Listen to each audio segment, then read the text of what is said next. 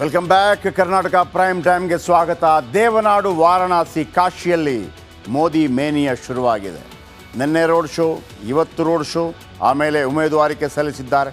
ಇವತ್ತು road show ವೇಳೆ ಇಡೀ ಪಟ್ಟಣವೇ ಕೇಸರಿಮಯವಾಗಿತ್ತು. 2014ರಲ್ಲಿ ಒಂದು ಘೋಷಣೆ ಕೇಳಿ ಬಂದಿತ್ತು, ಹರ್ ಹರ್ ಮೋದಿ ಘರ್ ಘರ್ ಮೋದಿ. ಇವತ್ತು ವಾರಣಾಸಿಯಲ್ಲಿ ಕೂಡ ಇದು ಮತ್ತೆ ಮೊಳಗಿತು. ಕಾರ್ಯಕರ್ತರ ಉತ್ಸಾಹದ ಮಧ್ಯೆ ಇಂದು ಪ್ರಧಾನಿ ಮೋದಿ ತಮ್ಮ ಉಮೇದುವಾರಿಕೆ ಸಲ್ಲಿಸಿದ್ರು. 12 ಮುಖ್ಯಮಂತ್ರಿಗಳು ಭಾಗಿಯಾಗಿದ್ದರು.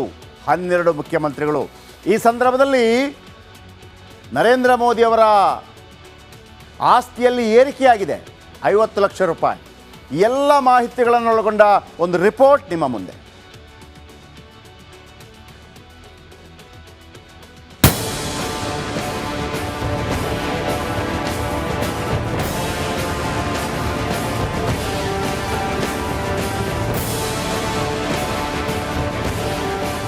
ಭೂಲೋಕ ಕೈಲಾಸ ವಾರಣಾಸಿ ಇವತ್ತು ನಡನಡಿಸ್ತಾ ಇತ್ತು. ದೇಶದ ಪ್ರಧಾನಿ ನರೇಂದ್ರ ಮೋದಿ 3ನೇ ಬಾರಿಗೆ ನಾಮಿನೇಷನ್ ಮಾಡೋಕೆ ಆಗಮಿಸಿದ್ರು.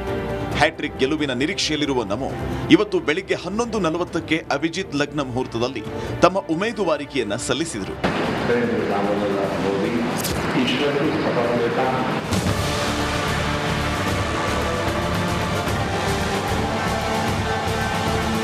ಅಯೋಧ್ಯೆಯಲ್ಲಿ ಬಾಲರಾಮನ ಪ್ರಾಣ ಪ್ರತಿಷ್ಠಾಪನೆಗೆ ಮುಹೂರ್ತ ನಿಗದಿಪಡಿಸಿದ್ದ ಗಣೇಶ್ವರ ಶಾಸ್ತ್ರಿ ಮೋದಿ ಉಮೇದುವಾರಿಕೆಯ ಪ್ರಮುಖ ಸೂಚಕರಾಗಿದ್ದರು. ಇನ್ನು ನಾಮಿನೇಷನ್ಗೂ ಮುನ್ನ ವಾರಣಾಸಿಯ ದಶಾಶ್ವಮೇಧ ಘಾಟ್ನಲ್ಲಿ ಗಂಗಾ ನದಿಗೆ ಪ್ರಧಾನಿ ಪೂಜೆಯನ್ನು ಸಲ್ಲಿಸಿದರು.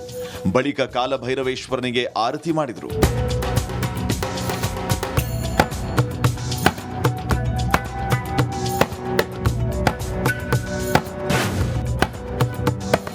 ಪ್ರಧಾನಿ ನಡಿ ಈಗ ಶುರು ಮಾಡೋಣ. ಕೇಸರಿಯಿಂದ ಮನೋಲ್ಲಾಸ ಮನಸ್ಸು ಮತ್ತೇರಿ ಕುಣಿದಾಡಿದೆ ನೋಡು, ಮನಸ್ಸು ಮತ್ತೇರಿ ಕುಣಿದಾಡಿದೆ ನೋಡು. ಕ್ಷಣ ಕ್ಷಣವೂ ಆಚರಿಸಿ ಕೇಸರಿ ಹಬ್ಬ. ವಿಮಲ್ ಬಾಯಲ್ಲಿ ಹೇಳಿ ಕೇಸರಿ. ಮೋದಿ ನಾಮಿನೇಷನ್ಗೆ ಸಾಕ್ಷಿಯಾಗೋದಕ್ಕೆ ದೇಶದ ವಿವಿಧ ರಾಜ್ಯಗಳ ಗಣ್ಯರು ಬಂದಿದ್ರು. ಬರೋಬ್ಬರಿ 12 ರಾಜ್ಯಗಳ ಮುಖ್ಯಮಂತ್ರಿಗಳು ಆಗಮಿಸಿದ್ರು. ಹಲವು ಮಾಜಿ ಸಿಎಂಗಳು, ಎನ್ಡಿಎ ಮಿತ್ರಕೂಟದ ಪ್ರಮುಖರು ನಮೋ ನಾಮಿನೇಷನ್ಗೆ ಸಾಕ್ಷಿಯಾದರು. Especially, I personally adore and respect Modi ji.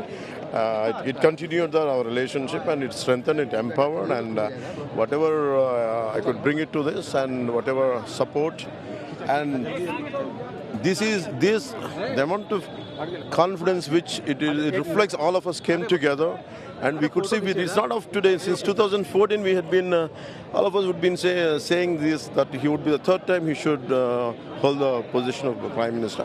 ನಿನ್ನೆಯೇ ವಾರಣಾಸಿಗೆ ಆಗಮಿಸಿದ್ದ ಪ್ರಧಾನಿ ಮೋದಿ ಸುಮಾರು 5 ಕಿಲೋಮೀಟರ್ ಭರ್ಜರಿ ರೋಡ್ ಶೋ ನಡೆಸಿ ಶಕ್ತಿ ಪ್ರದರ್ಶನ ಮಾಡಿದರು.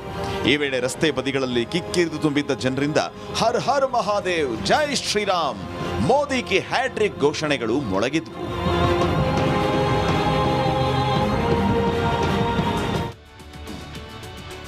ಓಕೆ, ಇದರ ಜೊತೆಗೆ ಸಾಧಾರಣವಾಗಿ ನೀವು ಸೋಷಿಯಲ್ ಮೀಡಿಯಾಗಳಲ್ಲಿ ನೋಡಿರ್ತೀರ, ಒಂದು ದೃಶ್ಯಾವಳಿ ತೋರಿಸಿ ಅವರು ಅಂದರೆ ಪ್ರಮಾಣ ವಚನ ಸ್ವೀಕಾರ ಮಾಡುವಂಥದ್ದು, ಅಂದರೆ DC ಕೊಟ್ಟುಬಿಟ್ಟು ಆ ದೃಶ್ಯಾವಳಿಗಳನ್ನು ಸಾಧಾರಣ ಅಂದರೆ ಅದರಲ್ಲಿರುವಂಥ ಸಾಧ್ಯವಾದರೆ ತೋರಿಸಿ ನೋಡಿ.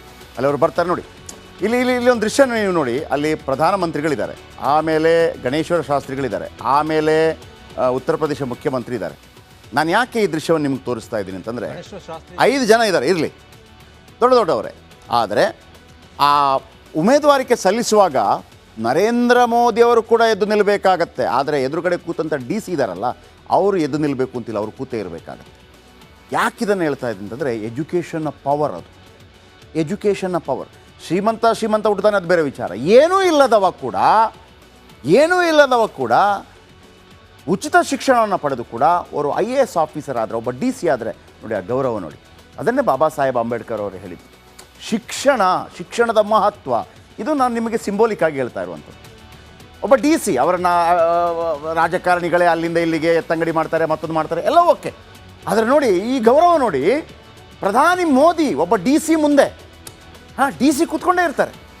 ಅವನು ಯಾವ ಜಾತಿನೋ ಮಗದೊಂದು ಅಲ್ಲ. ಎಜುಕೇಷನ್. ಹಾಗಾಗಿ ಅದನ್ನು ನಿಮಗೆ ನೆನಪಿಸುವಂಥ ಒಂದು ಪ್ರಯತ್ನ ಮಾಡ್ತಾ ಇದ್ದೀನಿ. ಓಕೆ, ಈ ನಡುವೆ